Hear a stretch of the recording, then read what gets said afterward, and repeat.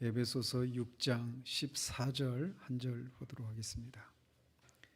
에베소서 6장 14절 한 절입니다. 하나님 말씀이 이러합니다. 그런즉 서서 진리로 너희 허리띠를 띠고 의의 호심경을 붙이고. 아멘.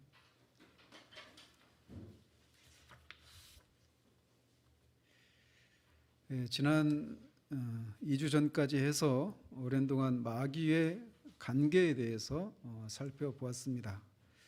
오늘부터 말씀드린 것처럼 하나님의 전신갑주 하나하나에 대해서 살펴보도록 합니다. 우리 그리스도인은 이 마귀의 관계에 속지 않고 그와 더불어 싸움을 싸워야 하는 사람들입니다. 그리고 이 싸움을 하기 위해서는 혈과 육에 속한 무기로는 되지 않는다라고 성경은 말을 합니다. 우리의 지성과 지혜와 의지력 혹은 심리학과 같은 그런 타고난 본성에서 나오는 그런 능력으로는 마귀와의 싸움에서 우리가 싸워서 이길 수가 없습니다. 그래서 이 싸움을 위해서는 반드시 우리의 혈과 육에서 나오는 무기가 아닌 다른 무기가 있어야 하는데 그것이 바로 하나님의 전신갑주입니다. 갑주는 갑옷입니다. 그래서 하나님의 전신갑주가 필요한데 감사하게도 하나님께서 이 무기를 우리들에게 주셨다는 겁니다. 하나님의 전신갑주에 대해서 우리가 살펴보기 전에 우리가 먼저 알아야 할 것은 사도로부터 하나님의 영적인 싸움을 싸우기 위해서 이 하나님의 전신갑주를 입으라라고 하는 권면을 받고 있는 사람들은 모든 그리스도인들이라고 하는 사실을 우리가 기억해야 합니다. 요한 사도나 다른 곳에서 말하고 있는 것처럼 분명히 그리스도인들 안에도 영적인 성장의 그런 정도에 있어서 갓 태어난 어린아이나 자녀들 또 청년들, 아비들, 노인들과 같이 그렇게 영적인 그런 측면에서의 그런 구분이 있다라고 하는 것을 분명하게 말을 하고 있습니다. 그렇기 때문에 우리가 일반적으로 전쟁에 투입이 되어서 전쟁을 치르는 사람들은 일반적으로 우리가 건장한 청년들이 청장년들이 감당한다라고 하는 인식이 우리 안에 강하게 자리하고 있단 말이죠. 그래서 이 사도로부터 하나님의 전신갑주를 취하고 마귀와의 영적인 싸움을 싸워야 한다라고 하는 권면을 나는 아직은 영적으로 어리니까 이런 것은 나하고는 상관이 없다라고 하는 그런 생각을 가질 수 있어요. 그러나 그렇지 않다라는 겁니다. 우리가 앞에 5장 6장에서 사도가 권면하면서 자녀들에게 또 부모에게 남편에게 아내들에게 종과 그 상전들에게 각각 권면을 하고 있었던 것을 우리가 기억을 합니다. 즉 사도는 에베소에 있는 성도들 각 연령대 모두에게 이런 권면들을 했었고 또 그렇기 때문에 이 부분도 모든 연령대에 해당되는 사람에게 다 해당이 된다라는 사실을 우리가 기억을 해야 합니다. 우리가 나중에 이제 요한계시록을 살펴보면 더 분명하게 알게 되겠지만 근본적으로 이 땅에 존재하는 교회는 전투하는 교회입니다. 이 세상 끝날까지 교회로서 또 개인으로서 모든 그리스도인들은 마귀와의 영적인 전쟁에 참여하고 있다라고 성경은 말합니다. 나이나 성별이나 계층을 막론하고 모두에게 해당이 되는 거예요. 특별한 몇몇 우리가 영화나 이런 거 보면은 어떤 귀신을 쫓아내고 막 그런 엑소시스트라고 하는 이런 사람들 그런 것과 관련된 영화를 보면서 마치 특정한 그룹만 그런 영적인 싸움을 마귀와 영적인 싸움을 한다라고 하는 생각을 하기가 쉬운데 그렇지 않다라는 겁니다. 모든 그리스도인들이라면 다 마귀와의 영적인 싸움의 직면에 있고 그 싸움을 싸워야 하는 겁니다. 따라서 이렇게 모든 그리스도인들은 영적인 전쟁을 해야 되는 군사로 부름을 받았는데 군사로 군인으로 부름을 받았을 때 군인에게 요구되는 것이 덕목이 있다라면 강인함과 용기를 또 두려워하지 않는 그런 어떤 용기 이런 것들이 이 싸우는 데 있어서 절대적으로 필요하다는 사실을 우리가 얼마든지 추론할 수 있습니다. 그래서 사도가 디모데에게 말하듯이 전쟁에 투입된 군인이 전쟁에 몰두하지 않고 온통 자기 일에만 몰두해 있다든지 또는 자기 연민에 빠져 있다든지 두려움에 빠져 있는 한 그런 전쟁과 전투에서 승리할 수 없는 것은 불문가지입니다. 따라서 우리는 먼저 우리가 정말 진정한 그리스도인이라면 우리 자신이 그리스도를 대장으로 한 하나님의 군대의 군인으로 부름을 받은 사람이다라고 하는 그런 인식을 가져야 합니다. 그래서 사도는 먼저 서서 진리로 먼저 서라고 얘기를 합니다. 자기 일에, 자기 연민에 빠져서 온통 개인적인 그런 일에만 내가 이렇게 몰두하고 빠져 있으면서 엎드려 있고 주저앉아 있는 그런 상태에서는 이 마귀와의 영적인 싸움을 싸울 수가 없다라는 거예요. 전쟁을 하기 위해서는 먼저 적을 맞서서 서는 일이 먼저 있어야 하는 겁니다.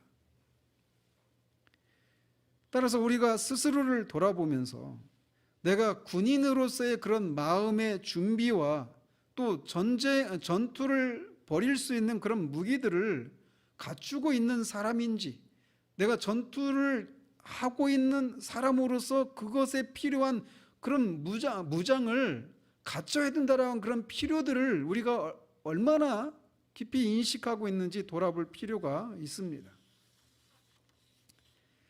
우리가 이제 그 하나님의 전신갑주 이 하나하나를 살펴보겠지만, 하나님의 전신갑주는 진리의 허리띠, 의의 흉배, 구원의 투구, 성령의 검, 믿음의 방패, 이런 식으로 모두 6가지를 언급하고 있는데, 그 무기들에 붙여진 방패 앞에 믿음의 방패, 투구 앞에 구원의 투구, 허리띠 앞에 진리의 허리띠, 이런 식으로 그 무기들 앞에 붙어 있는 그런 수식하는 용어들이 다 기독교적인 성경적인 그런 용어들을 붙이고 있다라고 하는 사실에서 우리가 이 하나님의 전신갑주는 오직 그리스도인들에게만 해당되는 그런 권면이라고 하는 사실을 우리가 알 수 있습니다.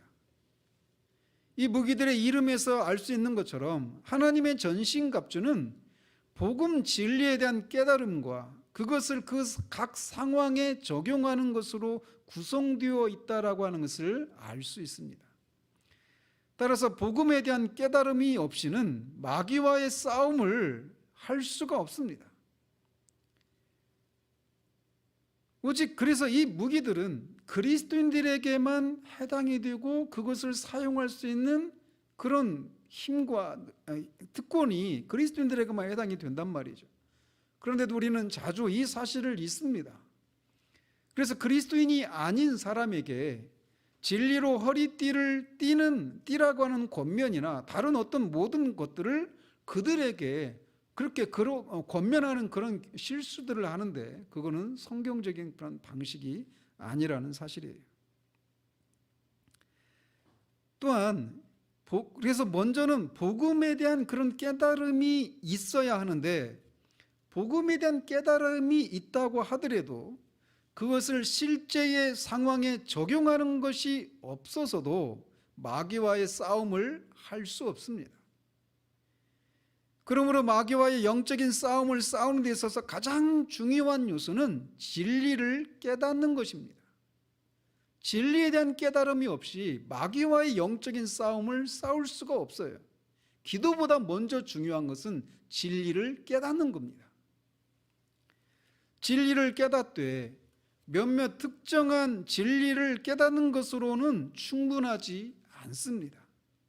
성경이 말하고 있는 바 모든 교리에 대해서 깨닫고 그것들을 우리의 것으로 취해야만 합니다. 그래서 성경에서 우리가 굳이 알아도 되지, 알 필요가 없다라고 하는, 그렇게 무시할 만한 그런 교리는, 그런 진리는 하나도 없습니다. 성경이 말하고 있는 그런 진리를 종합적이고 체계적인 방식으로 진리로 무장을 해야 하는 겁니다. 또한 이 하나님의 전신갑주라고 하는 말에서 알 수 있듯이 마귀와의 싸움에서 필요한 것은 우리의 전 인격이 동원되는 그런 싸움이라고 하는 것을 알 수 있습니다.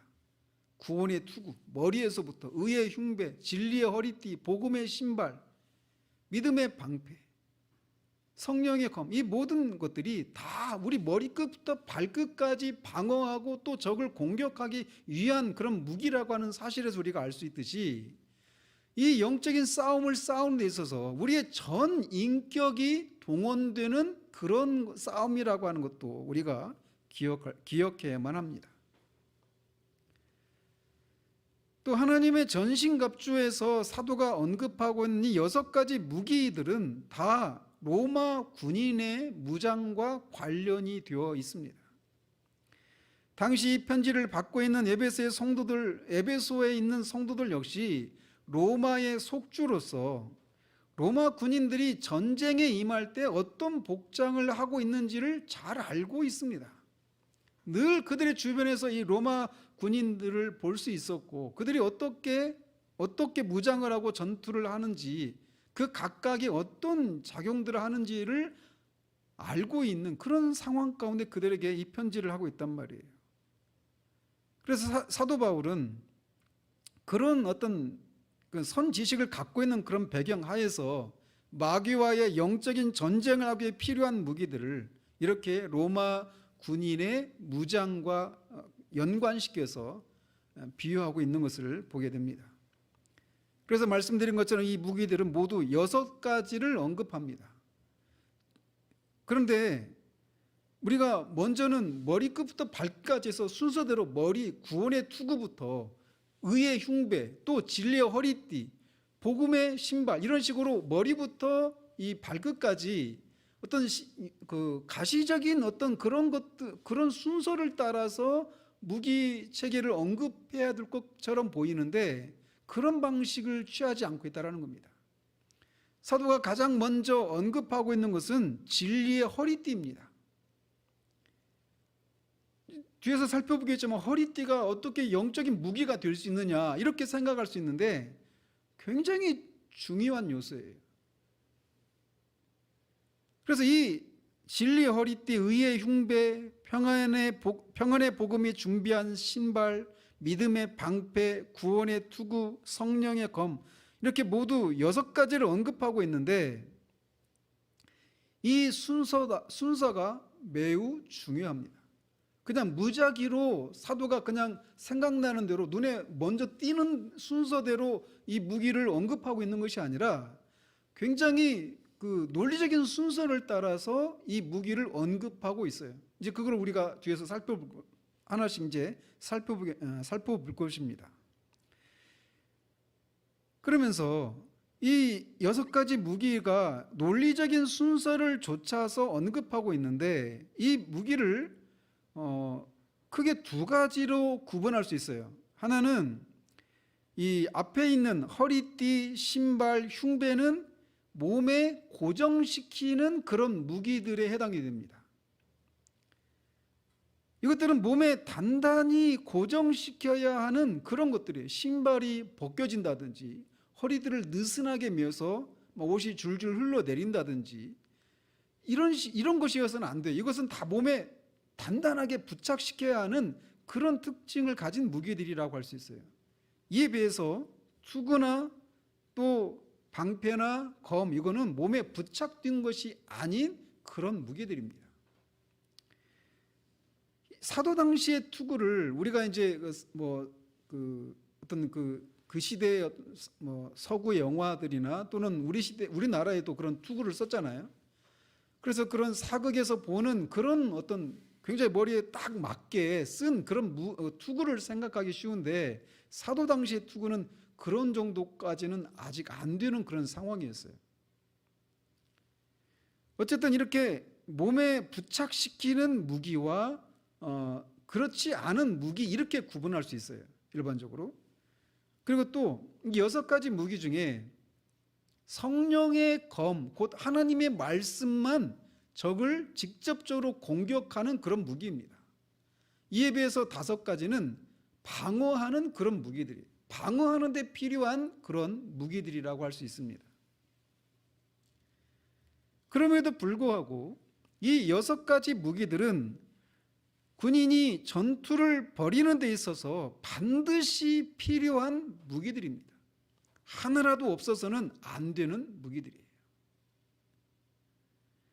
어느 하나라도 없으면, 또 이것들을 갖추기는 했지만 제대로 착용하지 않고 제대로 사용하지 않는다면 생명이 위험해질 수 있는 그런 특징을 가지고 있다라고 할 수 있습니다. 이제 그 첫 번째로 사도가 언급하고 있는 하나님의 전신갑주인 진리의 허리띠를 살펴보도록 합니다. 허리띠가 어떻게 전투를 벌이는 데 있어서 필수적인 그런 무장이 될 수 있느냐라고 생각할 수 있어요. 왜냐하면 우리가 오늘날 우리는 바지를 입고 있잖아요. 그러면서 허리띠가 바지가 흘러내리지 않도록 고정시켜주는 그런 역할을 하고는 있지만 요즘은 허리띠가 없어도 바지가 흘러내리거나 그러지 않아요. 그래서 허리띠가 옛날에 그 허리띠의 용도와 지금과는 다르단 말이에요. 지금은 뭐 허리띠를 하루 하지 않아도 얼마든지 뭐 활동을 할 수 있습니다. 좀 불편하긴 하지만 활동을 못할 정도는 아니에요. 그래서 허리띠가 약간은 장식품 같은 그런 인식을 우리가 가지고 있단 말이죠. 그런데 사도 당시의 허리띠는 그런 정도의 그런 용도가 아니었습니다. 당시 로마의 군인들이 입었던 옷은 바지와 같은 것이 아니었어요. 오늘날 중동 사람들이 입고 있는 그 흰 옷 있잖아요. 길게 늘어져 있는 그런 옷이었습니다. 상상해 보십시오. 그런 군인들이 그렇게 치렁치렁 늘어진 그런 치마 같은 통으로 된 그런 것을 입고 전쟁을 치른다고 생각해 보십시오. 그런 옷을 입고는 전투를 벌일 수가 없어요. 그래서 전투하기 위해서는 반드시 흘러내린 그 긴 옷을 기동성이 있도록 하기 위해서 옷을 올려서 그 올려진 옷을 단단하게 묶는 이 허리띠가 반드시 필요했던 겁니다. 그건 장식품 정도가 아니었어요. 없으면 조금 불편한 그런 것이 아니라 없으면 죽을 수도 있는 거예요. 전투를 벌이다가 그 옷에 걸려서 넘어질 수도 있고. 그래서 이 진리의 허리띠가 반드시 필요했던 것이었습니다. 따라서 이 허리띠의 기능은 말씀드린 것처럼 헐렁한 옷을 한데 모아서 묶어주는 그런 역할을 하는 것이었어요. 평상시에 무장을 할 필요가 없을 때 사람들은 긴장을 풀고 허리띠를 풀고 옷을 늘어뜨린 채 있었습니다. 그러다가 전투를 앞두고는 가장 먼저 그렇게 늘어뜨린 허리띠를 다시금 옷을 올리고 허리띠를 단단히 조이는, 그러면서 전투 모드에 들어가게 되는 겁니다. 따라서 허리띠를 매는 순간부터 벌써 정신이나 마음을 긴장하게 하고 전투를 준비시키는 그런 역할을 하는 것이 바로 허리띠였어요. 그래서 오늘날 우리가 가지고 있는 그런 허리띠에 대한 개념이 아니었단 말이에요. 또 허리띠를 매면 군인이 이제 양손을 자유롭게 사용할 수 있게 됩니다. 한번 상상을 해보십시오. 길게 늘어진 옷을 입고 방패로 맞고 때로는 칼로 적을 맞서야 하는데 옷이 자꾸 발에 막 걸리적거리는 그런 상황이 된다고 생각해 보십시오. 우리가 전투를 할 때 보면 뻣뻣이 서서 하는 게 아니란 말이에요. 옷은 평상시 섰을 때 그 길이로 옷을 입잖아요. 그런데 전투할 때는 뻣뻣이 서서 하는 것이 아니라 어느 정도 허리를 숙이고 그렇게 하기 때문에 옷이 땅에 끌린단 말이에요. 그런 옷을 입고 전투를 한다. 때로는 후퇴를 해야 될 때 막 가다가 넘어지고 그런 일이 벌어진단 말이죠.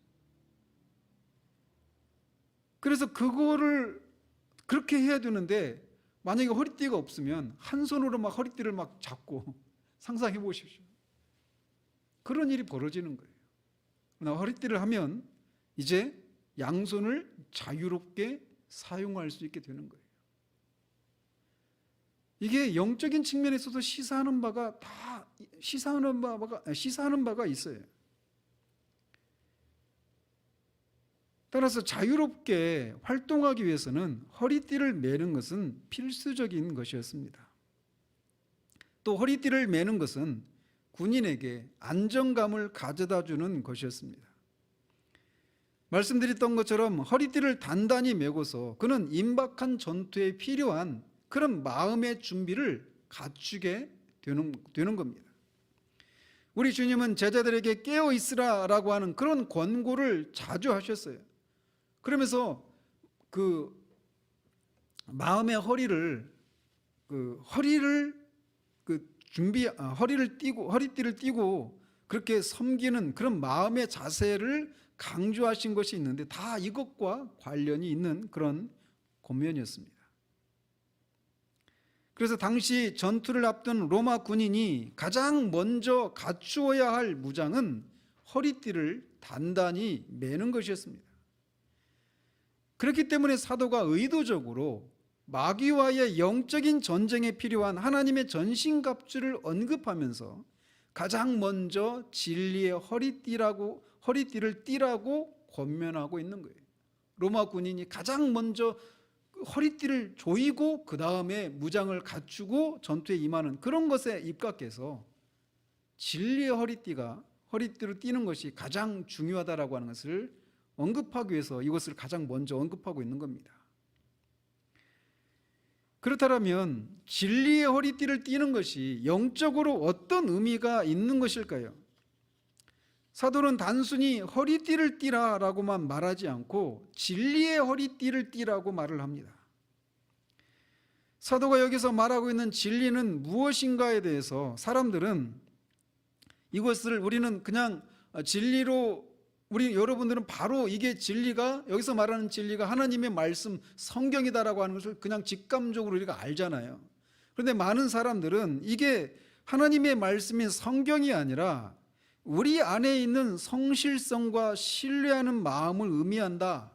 또 성실과 정직, 신뢰와 솔직하면 허리띠를 띠라고 하고 있다라고 주장을 합니다.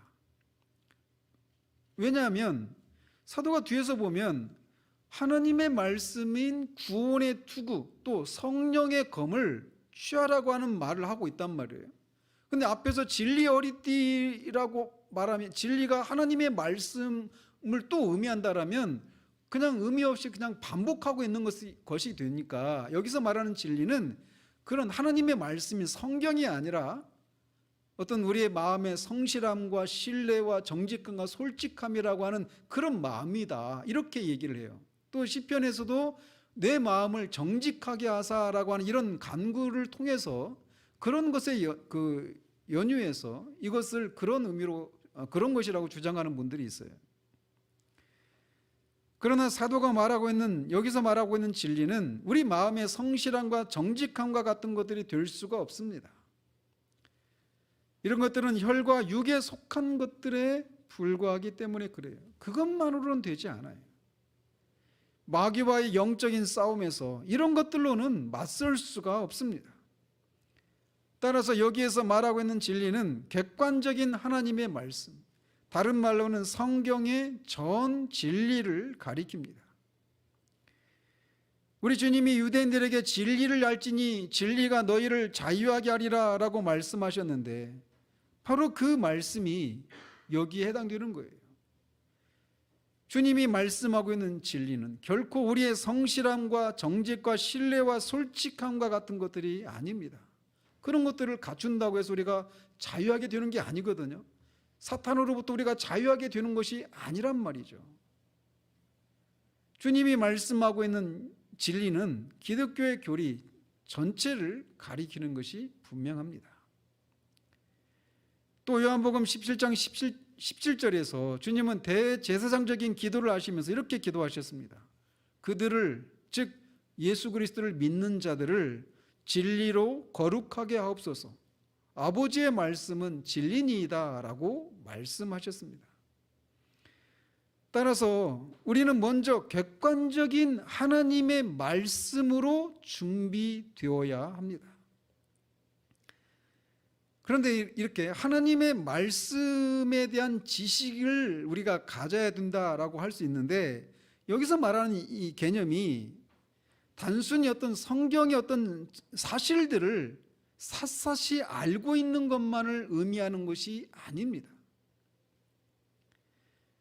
그래서 우리가 저도 주일학교 다니면서 그렇게 노회에 가서 성경고사 대회하고 이런 것들을 했거든요.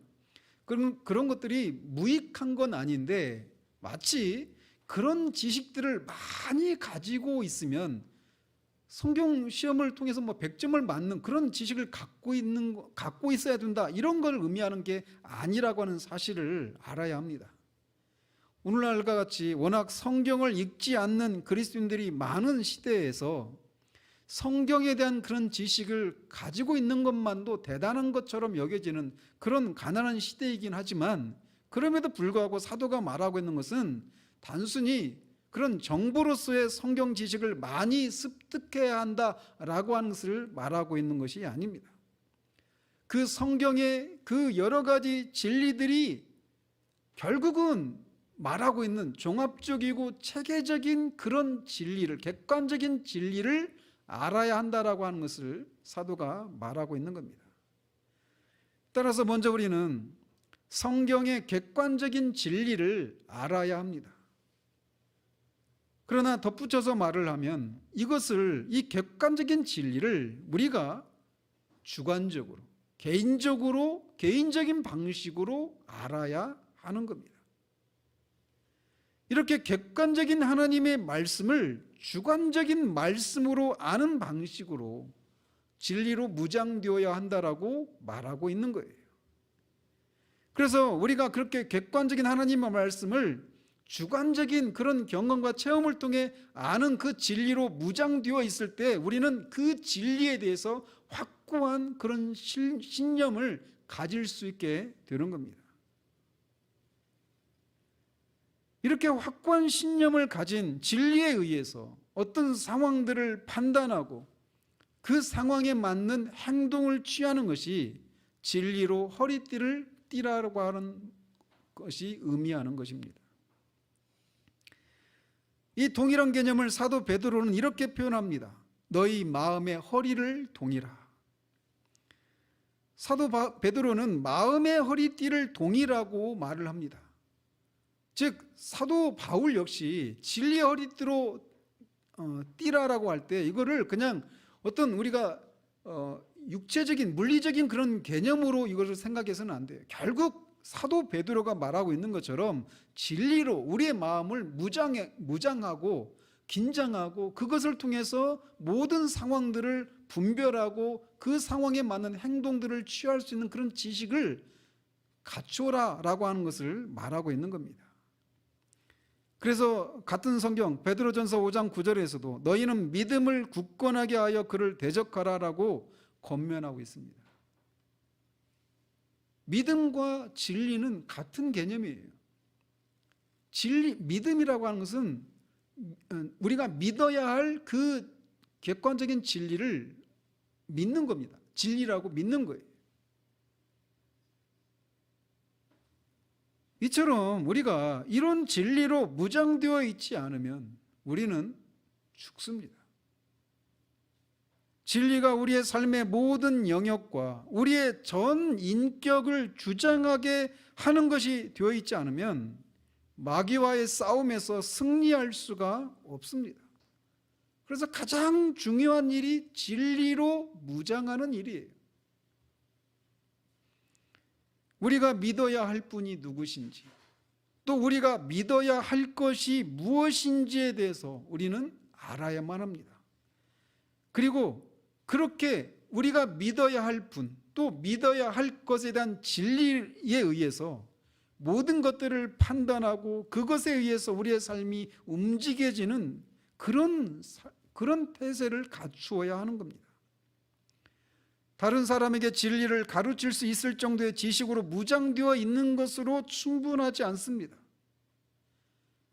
자신이 그렇게 가르치는 진리에 의해서 자신의 전 삶과 전 인격이 주장되어야 하는 거예요. 그 진리에 의해서 삶을 살아가는 그런 것이 있어야 되는 것이죠. 그것이 진리로 허리띠를 띠라라고 하는 말입니다. 단순히 어떤 교리 공부를 열심히 하라 이런 정도의 의미가 아니에요. 지난 몇 달 동안 우리가 살핀 대로 마귀는 끊임없이 우리를 속이고 우리가 믿는 것에 대해서 의심하게 하고 그것을 신뢰하지 못하게 합니다. 우리가 어떤 것에 대해서 확신을 가지지 못하면 우리는 요동하게 되어 있습니다. 그렇지 않습니까? 일반적인 삶의 생활 속에서도 그렇고 영적인 삶의 영역에서도 마찬가지예요. 확신하지 못하는 것에 대해서 우리는 견고하게 삶을 유지해 나갈 수가 없어요. 그런데 바로 그것을 한단 말이죠. 사탄이 우리를 속이고 의심하게 만들고 회의에 빠지게 하는 것을 통해 우리로 하여금 확신 가운데 서지 못하게 만든다라고 하는 사실들을 우리가 지난 몇 달 동안 살펴봤습니다. 그런 사탄을 어떻게 우리가 대적하고 물리칠 수 있는가? 진리로 우리의 마음의 허리를 동이는 겁니다. 저는 정말 슬픈 것이 있는데 사람들이 마귀의 공격을 받아서 믿는 것이 자신의 삶에 아무런 도움이 되지 않는 그런 것 같은 상황을 지나고 있으면서도 진리를 아는 일에 전혀 힘을 쓰지 않는 현실이 큰 슬픔으로 다가옵니다. 여러분들 중에는 어떤 분들은 우리 교회에 와서 말씀을 듣고 은혜를 받고 많이 변화되었다, 삶이 변화되었다 이런 말씀들을 하시는 분들이 계십니다. 감사한 거죠. 그런데 그런 말씀을 하실 때 그 말을 하는 그 뒤에는 뭐가 있느냐면 여러분이 전에는 깨닫지 못했던 진리를 깨달은 결과 초래된 변화라고 하는 것이 뒤에 있는 거예요.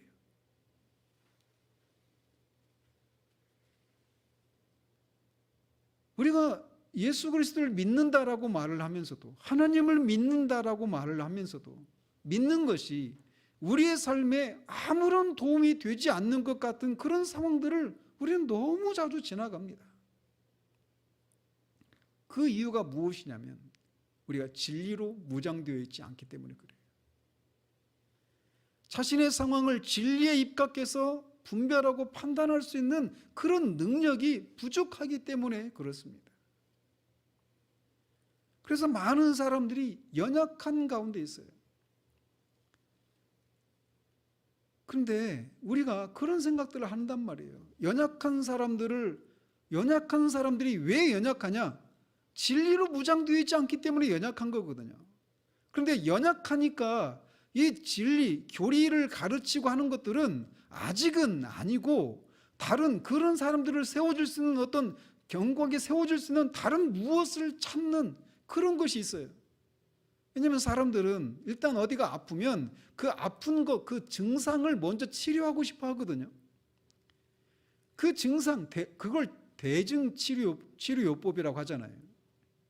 항상 그런 식의 삶에 익숙해 있습니다. 그리고 신앙생활을 하면서도 늘 그런 방식의 신앙생활을 하는 거예요. 그래서 늘 대증치료법을 찾아다니는 겁니다. 그런 사람들을 쫓아다니면서 그들이 요구하는 그들이 처한 어떤 구체적인 상황에 대한 어떤 대증치료법들을 가르쳐주는 이런 방식으로는 10년, 20년, 30년이 지나도 그 사람이 견고하게 진리 가운데 견고하게 세워지는 일이 있을 수가 없어요. 그런데 가르치는 사람이 진리가 우리를 견고하게 세워주고 마귀의 공격에서 막아주고 더 나아가서 마귀를 물리칠 수 있는 그런 원천이라고 하는 것을 우리가 원천이라고 하는 그런 확신이 없는데 그런 것에 열심을 내겠습니까? 그냥 회중들의 요구를 쫓아서 그들의 필요를 채워주기에 급급한 그런 방식의 그런 목회가 되고 마는 거죠.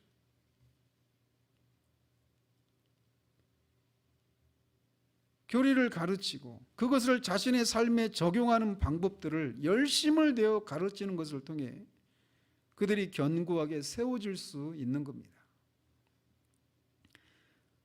어쨌든 마귀는 그렇게 끊임없이 이 교회를, 성도들을 미혹하고 속이는 일들을 해왔어요. 사도들이 활동하던 초대 교회에서도 마귀는 거짓 선지자들을 통해, 거짓 사도들을 통해서, 거짓 선생들을 통해서 교회를 어지럽게 하고 그들의 믿음을 흔드는 일들을 해왔습니다.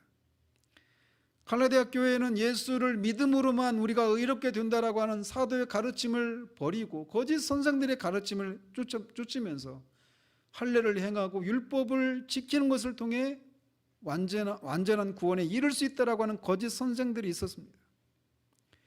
마귀는 그런 사람들을 통해서 교회에 거짓 씨앗을 뿌림으로써 교회를 무너뜨리는 일을 시도했던 겁니다. 골로새 교회 천사 숭배나 에베소 교회 니골라당이나 또 두아디라 교회 이세벨과 같은 그런 거짓 사도들과 선지자들을 통해서 초대 사도들이 사역하고 있었던 그 당시에도 그렇게 교회를 흔드는 일이 있었던 겁니다. 고린도 교회 안에는 육체 부활이 없다라고 하는 거짓 가르침을 심어나왔고, 데살로니가 교회에는 부활이 이미 임했다, 주님의 재림이 이미 임했다라고 하는 거짓 가르침을 뿌렸습니다. 제가 여기서 다 언급하지는 않았지만 초대교회에도 이미 거의 모든 교회에 거짓 선생들을 통한 마귀의 속임과 공격들이 있었습니다. 마귀가 교회나 신자들을 공격하는 것은 박해하는 것을 통해서나 또는 회유하는, 속여서 회유하는 이런 방법을 통해서 하는 겁니다. 박해를 통해서 교회를 무너뜨릴 수 없을 때는 교회의 이단적인 가르침들을 심는 방식으로 교회를 혼란에 빠지게 하는 것이 마귀의 괴계예요. 이것은 초대교회에서만 일어났던 일이 아니었습니다. 교회의 역사를 꼭 읽어보시기를 바라요. 또는 교리사를 읽어보시기 바랍니다. 그러면 교회가 단지 외부의 적으로부터 오는 박해만 받아왔던 것이 아니라 이단적인 가르침을 통해서 교회가 무너질 수 있었던 위기를 끊임없이 극복해왔던 역사였다라고 하는 것을 발견하게 됩니다. 그런 공격이 있을 때마다 교회는 공의회를 조직해서 신조나 신경을 작성한다든지 아니면 여러 가지 고백서와 요리문답 같은 것을 통해서 교회가 무엇을 믿는가에 대해서 말하는 일들, 그리고 거짓 가르침들을 정죄하는 일들을 해왔습니다. 만약 교회가 그런 일들을 해오지 않았다면 저나 여러분들이 경험하고 있는 이런 오늘날과 같은 교회는 존재할 수 없었을 것입니다.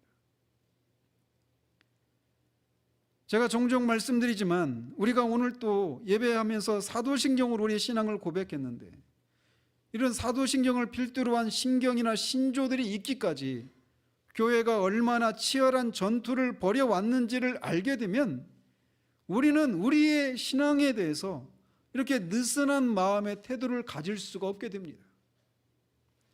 역사를 배우는 유익이 바로 거기에 있는 거예요. 교회 역사를 배우는 유익이 바로 거기에 있어요. 이번 주에도 제가 한눈에 읽는 교회사라고 하는 이 두 권으로 된 만화책을,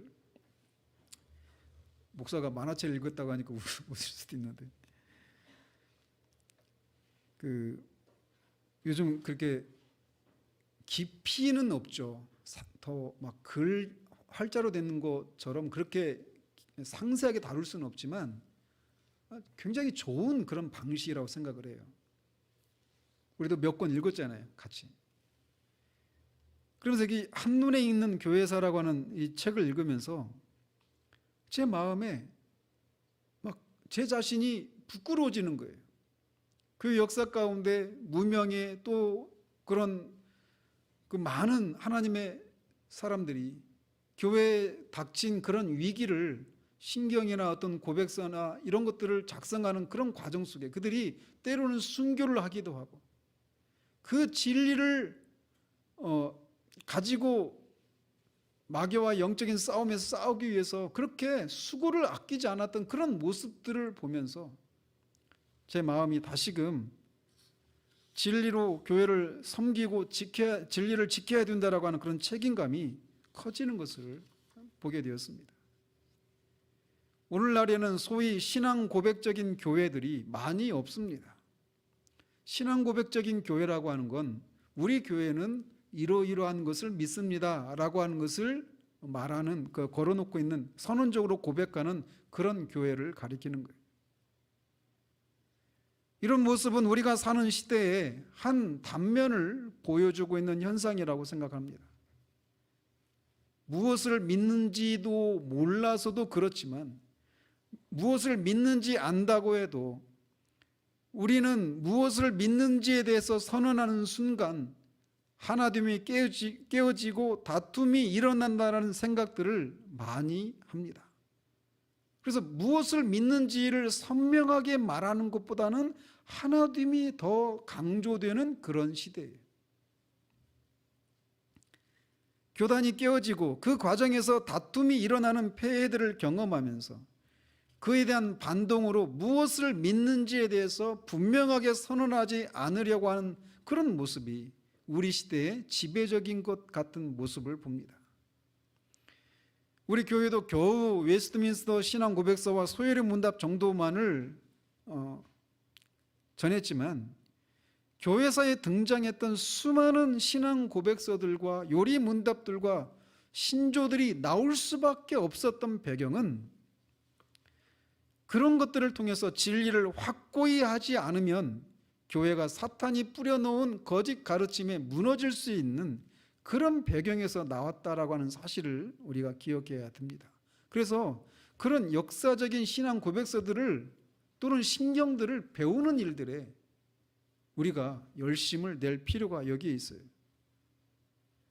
바로 이런 작업들이 다 진리로 허리띠를 띠는 작업들이라고 할 수 있습니다. 교회가 개인에게 있어서 잘못된 가르침을 분별하지 못하고 진리에 대해 확신을 가지지 못하는 것은 마귀와의 싸움에서 필패일 수밖에 없습니다. 따라서 우리는 우리가 믿는 것과 우리가 믿는 분에 대한 지식으로 무장해야 합니다. 이것이 마귀와의 싸움을 위해서 가장 먼저 갖추어야 할 무장이에요. 여러분이 우리 교회를 포함해서 오늘날의 주변의 교회들을 한번 돌아보십시오. 여러분이 지나온 교회들을 돌아보십시오. 그리고 그리스도인들이라고 하는 사람들이 무엇에 관심을 가지고 있는지 한번 생각해 보십시오. 저는 이번 코로나 사태가 우리 개인과 교회의 신앙을 테스트하는 그런 시기라고 생각을 합니다. 우리가 지금까지 믿는다고 했던 것들이 무엇이었는지, 또 그런 것들에 대해서 우리는 어떤 관계가 있었는지를 시험하는 그런 때가 요즘이라고 생각을 해요. 제 마음에 늘 자리하고 있는 슬픔 중에 하나가 오늘날 그리스도인이라고 자처하는 사람들이 혹은 교회들이 교리에 대해서 큰 관심을 가지고 있지 않은 모습을 보는 것입니다. 교리를 배우거나 교리적인 설교에 대해서 오늘날 신자들 모두가 큰 관심을 전혀 가지고 있다고 말할 수는 없지만 거의 대부분이 이런 것들에 관심이 거의 없어요. 거의 활동 중심입니다. 그러다 보니까 이런 시대에 자주 못 모이고 또 소모임이나 이런 것들을 자주 가지지 못하는 이런 시대에 그렇게 활동 중심의 신앙생활을 했던 사람들이 이제 막 굉장히 힘들어하는 거예요. 그렇지 않았던 사람들도 힘든 판에 활동 중심의 그런 신앙생활을 했던 사람들은 이 시기가 굉장히 힘든 시기들입니다. 따라서 우리는 진리로 무장을 해야 되는데, 진리로 무장할 때 그것이 진리인지 아닌지를 판단할 수 있는 그 권위가 반드시 성경에 의해서 나와야 된다는 것을 덧붙여 말씀을 드립니다. 성경이 하나님의 무한 말씀으로서 우리의 신앙과 삶의 유일한 모범이라고 하는, 모범으로서의 권위를 갖는다라고 하는 것이 구호에 그쳐서는 안 됩니다. 여러분도 이것을 부인하지 않는다고 저는 생각해요. 그런데 우리도 역시 이 시대의 아들과 딸들이기 때문에 이 시대에서 사람들이 권위를 부여하고 있는 것에 우리도 쫓아가는 그런 경향들이 우리도 모르게 있게 됩니다. 오늘날은 유명하면 옳은 것이다, 유명하면 훌륭하다라고 하는 그런 인식을 사람들이 가지고 있습니다.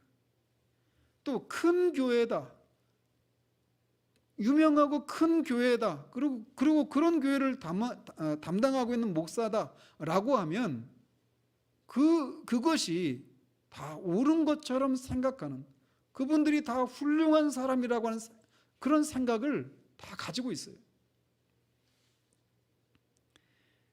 그래서 이번에 우리 음향 장비에 도와주셨던 그 목사님도 우리 교회처럼 규모가 그렇게 크지 않은 개척교회 목사님이신데, 거기서도 그런 얘기를 하셔요. 그 상가에 있는 교회인데, 그 상가에 있는 그 다른 분들이, 그것도 다른 교회에 다니시는 뭐 집사님, 권사님들이라는데 막 무시한다라는 거죠. 상가 교회니까. 저는 여기서는 그런 분들이 저는 아직은 없었어요. 규모가 작으면, 유명하지 않으면 사람들은 그 말에, 그 가르침에 권위를 부여하지 않는 시대가 우리 시대입니다. 반대로 유명하면, 크면, 사람들한테 영향력을 많이 끼치는 사람이면 옳고 훌륭하다라고 하는 그런 생각을 가지고 있어요. 그러나 그렇지 않습니다. 그가 누구이든지 성경을 말하고 있다라면 그가 전하는 말씀은 하나님의 말씀인 겁니다. 칼빈이 말했던 게 바로 그거예요. 진리를 알면 자유하게 됩니다. 진리로 무장되어야 마귀의 관계들을 물리칠 수 있습니다. 거짓된 성령의 역사를 분별할 수 있고, 세속화의 위험에 빠지지 않을 수 있고, 낙심과 염려에 사로잡히지 않을 수 있고, 각종 사이비와 이교적인 가르침에 빠지지 않을 수 있습니다. 그런 것들을 위해서도 체계적이고 종합적인 진리의 체계로 무장되어야 합니다. 그리고 이 일은 마귀와의 싸움이 우리가 죽을 때까지, 또는 주님이 오실 때까지 해야 되는 것처럼, 이렇게 진리로 무장하는 이 일도 우리가 죽을 때까지, 주님이 다시 오실 때까지 해야 되는 일이라고 하는 것을 기억해야 합니다. 처음에 회심했을 때 우리가 믿어야 할 것들에 대해서, 우리가 믿어야 할 분에 대해서 더 알기를 얼마나 간절히 사모했었습니까? 저는 처음에 회심을 하고 이런 마음이 얼마나 컸던지, 하나님 앞에 정말 교통사고라도 나서 병원에 입원할 수 있었으면 좋겠다, 이런 생각들을 했었어요. 직장에 다니니까 시간이 너무 없는 거예요. 너무나 알고 싶은데. 그래서 정말 하나님 앞에 그렇게라도 더 말씀을 더 읽고 연구하고 배울 수 있는 그런 시간들을 주시기를 막 간구했었는데, 하나님이 저를 책망하시는 거예요. 네가 그렇게 대학 다닐 때, 학교 다닐 때, 직장생활 하기 전에 그렇게 많은, 그렇게 황금 같은 그런 시간들이 있었는데 그때 너 뭐 했니? 그 시간들을 낭비한 것들을 기억나게 하시면서 인생을 낭비한 죄악들을 회개하게 된 경험이 있습니다. 그러면서 하나님이 깨닫게 하신 게 뭐냐면 직장을 다니면서도 제가 얼마나 많은 자투리 시간들을 흘려보내고 있는가라고 하는 것을 보게 하신 거예요. 저는 직장 다니고도 한참이 지나서 차를 이제 하연이를 낳고 나서 차를 사게 됐는데, 낳기 전에 그 전까지 차를 안 샀던 이유 중에 하나가 무엇이냐면 전철을 타고 다니면 책을 읽을 수 있거든요. 전철을 기다리면서, 전철 안에서. 집에 돌아와서도 그런 성경을 읽거나 연구하거나 또 성경을 더 잘 이해할 수 있는 여러 가지 어떤 경건서적과 신앙서적들을 읽을 수 있는 시간들을 제가 그런 것에 열심을 내지 않고 있는 것들을 하나님이 보게 하시면서 그런 시간들을 활용할 수 있는 지혜를 주신 거예요. 직장 다니면서 여러분 생각해 보십시오. 제가 그때 신학을 하고 있었던 때가 아니에요. 직장을 다니면서 그런 시간들을 사용해서 책을 읽는 겁니다. 하루에 50페이지 이상씩은 읽었어요. 50페이지면 일주일이면 350페이지예요. 350페이지면 웬만한 그런 책 한 권씩입니다. 어느 주간에는 제가 한 주에 1000페이지 이상 읽었던 적도 있어요. 그러니까 3권 이상 읽은 거죠, 일주일에. 그러면서도 늘 배고프고 더 알고 싶고, 그것이 우리 정도의 차이는 있지만 우리가 처음 회심했을 때 진리를 향한 우리의 그런 갈망이 그런 모습으로 드러났었단 말이에요. 지금 여러분들이 우리들의 시간을 어떻게 사용하고 있는지를 돌아봐야 합니다. 진리로 다시금 우리의 마음의 허리띠를 동여해야 돼요. 우리가 흔히 그런 얘기 하잖아요. 기도가 너무 안 돼서 요즘은 기도를 못해요. 이런 얘기 하잖아요. 기도를 정말 하기 위한 최선의 방법이 무엇인지 아십니까? 기도하는 거예요. 기도가 안 되니까 기도하는 겁니다. 그런 것처럼 진리를 향해서 내가 처음 회심했을 때 가졌던 그런 갈급함과 그것을 알았을 때 느꼈던 그런 단맛을 옛날같이 내가 누리지 못하고 있어요. 그래서 안 읽혀져요. 그러니까 읽어야 합니다. 우리의 시간들을 정직하게 돌아보십시다. 우리가 우리의 시간의 대부분을 어디에 쏟고 있는지, 우리 육신의 삶을 유지하기 위해서 필수적으로 투입해야 될 그런 시간들 말고 우리가 자유롭게 쓸 수 있는 그 시간들을 우리가 어떻게 활용하고 있는지를 정직하게 돌아봐야 돼요. 왜 내가 요즘 옛날 같지가 않아? 이유가 없는 어떤 다 이유가 있어요. 다 사연이 있습니다. 오늘날 내가 진리에 대해서 어떤 단맛을 못 느끼고 그런 열정도 옛날 같지 않은 그런 상황이라면 내가 알아야 될 그 진리를 다 알아서가 아니에요. 그것을 위해서 내가 옛날 같지 않게 시간을 활용하고 있기 때문에 그런 거예요. 다시금 열심을 내야 됩니다. 진리로 우리의 마음의 허리띠를 동여해야 돼요. 그것이 우리의 삶을 다시금 생기게 하고 또 더 풍성하게 하는, 또 견고하게 하는 그런 것으로 작용하게 될 것입니다. 그러면서 우리 존재가 자꾸 변해가는 거예요. 다시금 열심을 내십시다. 진리를 아는 일에 열심을 내십시다.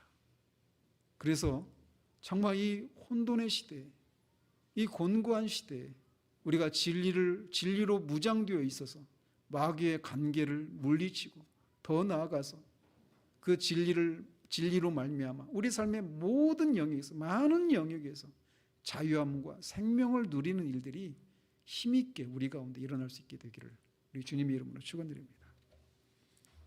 기도하겠습니다. 하나님 아버지, 사도가 하나님의 전신갑주를 취하라 라고 말하면서 진리의 허리에 띠라고 하는 이 권면을 하고 있는 것을 살펴보았습니다.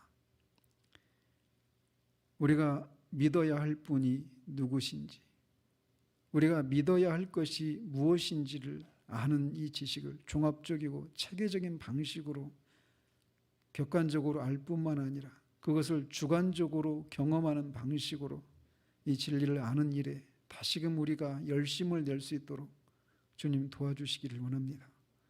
처음 회심했을 때 그것을 알고자 하는 그런 열심이 우리를 사로잡아서 하나님이 주신 지혜를 쫓아서 우리에게 주어진 그 자투리 시간들을 활용하고 어떻게 하든지 그런 시간들을 마련하기 위해서 애를 썼었던 그런 우리들이 지금도 과연 그러한지, 만약 그러하지 못하다면 다시금 우리의 시간들을 그런 것들이 다시금 사용하고 투입해서 정말 진리를 우리가 무장해서 마귀가, 어쩌면 우리가 이미 마귀가 우리를 속이고 그 마귀의 관계에 속아서 우리가 이렇게 곤고한 가운데, 침체 가운데 있게 된 것은 아닌지 돌아볼 수 있는 우리들 될 수 있도록 도우시옵소서.